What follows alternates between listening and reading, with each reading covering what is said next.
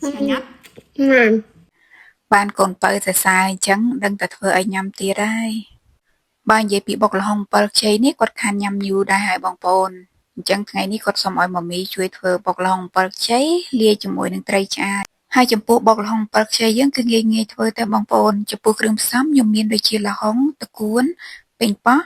tâm xó trọc suối mít tê cả hóm hồng bơ chay nâng tray cha.ដំបូងខ្ញុំចាប់ផ្ដើមបុកខ្ទឹមសជាមួយនឹងម្ទេសបញ្ចូលគ្នាបន្ទាប់មកទៀតខ្ញុំថែមជាមួយនឹងស្ករត្នោត1ស្លាបព្រាបាយទឹកប្រហុក2ស្លាបព្រាបាយទឹកត្រី1ស្លាបព្រាបាយអំបិលខ្ចីបុករួចនឹង2ស្លាបព្រាបាយ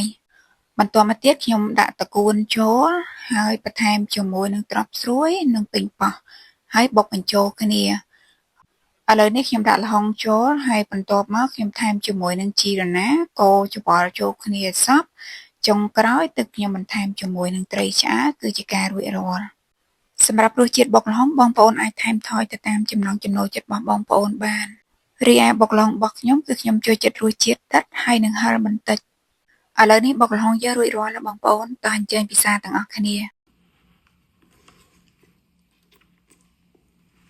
Nhấp. Hàng hàng